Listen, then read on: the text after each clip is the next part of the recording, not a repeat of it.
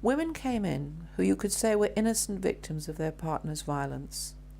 They, by accident, got involved with a partner who turned out to be very violent.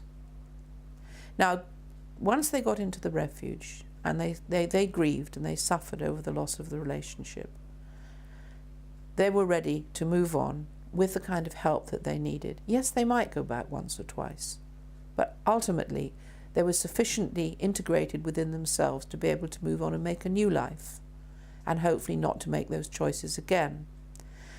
That was the easy part of it. But the major part of my work was with women who came into the refuge, who were violent themselves, who'd had childhoods like mine, dysfunctional and abusive, and they had continued on to make abusive and dysfunctional relationships, and obviously to drag their children through these relationships.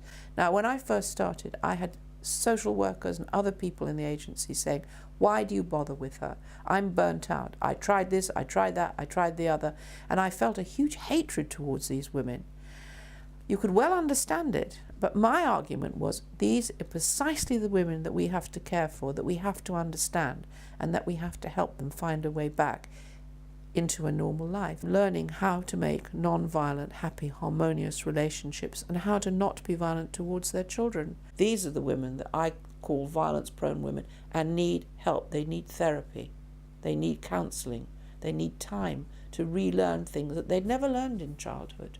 But what about the argument that a woman is never responsible if she's involved? That's the feminist perspective. That's probably one of the most insulting things you can say to women. I mean, as you would to slaves. You're not responsible for anything. You have no choices. You are such a poor, weak thing that you can't decide who you make a relationship with. That's rubbish. The fact is, all of us are responsible for our own decisions and for our own choices of relationships. At the end of the day, if you stay in an abusive relationship, you're at least 50% responsible for that abuse. And that's harsh, but you could have left. You can leave at any time, and I know you don't. You may feel you can't leave, but that's you, and that's your story. That's a game you're playing on yourself, and it's the same. This isn't just about women; it's about men as well. Lots of men stay in abusive relationships, and I'd say the same to them. You're at least 50% responsible for that. Take responsibility for what's happening to you.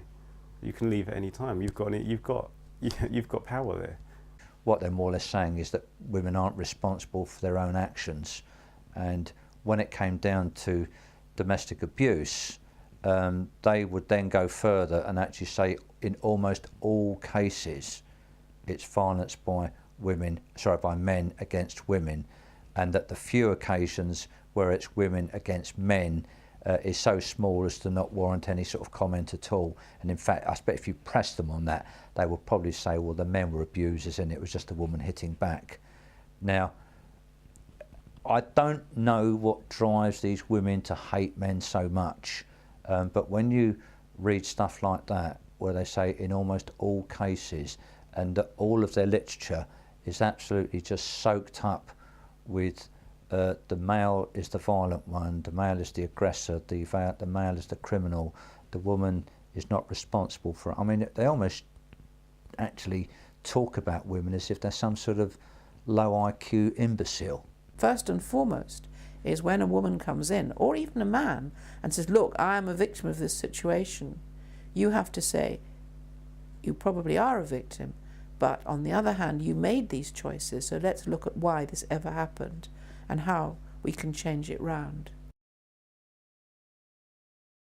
Would you say that the violence-prone woman is more common than the battered woman? Yes, I would say that one of the tragedies of all this is that the high percentage, as we know in prisons and mental hospitals and within these relationships, are children who've come from battered and abused and sexually abused backgrounds. And that is a much higher percent than people who get, by accident, innocent victims, become involved in a violence-prone relationship. So the most important part is to recognise, are you, and this is what I used to say in working with the women, do you see yourself as an innocent victim of your partner's violence?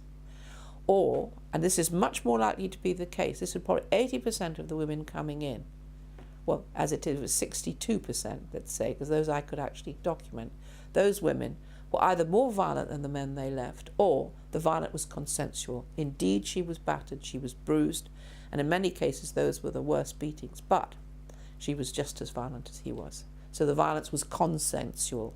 It wasn't just on one side. Both sides were violent, and both sides had an input into that violent relationship that played backwards and forwards. For political reasons, domestic violence is presented as a problem that can affect any woman in any social class.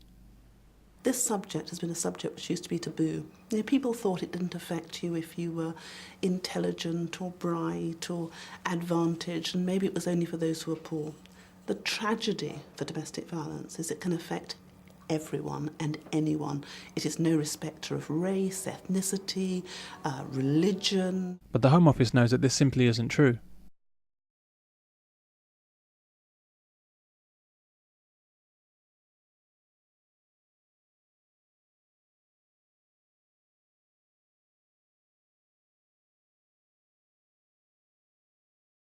It happens with people who have personality disorders, and many of the women who are extremely violent and irrational have personality disorders, and they will use anything to get what they want. It's very confined to those who have personality problems, to those who have violent tendencies, social relationship problems. The vast majority of domestic violence incidents that take place in the country can be confined mostly to these relatively small groups of dysfunctional people, if I could put it that way.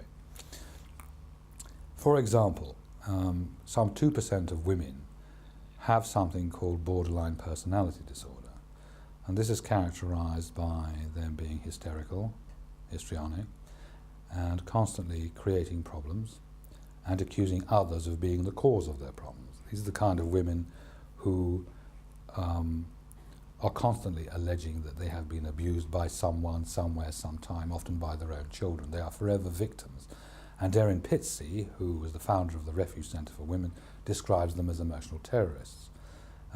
They're often also very violent. What I call women as terrorists, because women in relationships tend to behave like terrorists. A lot of the violence is subterranean.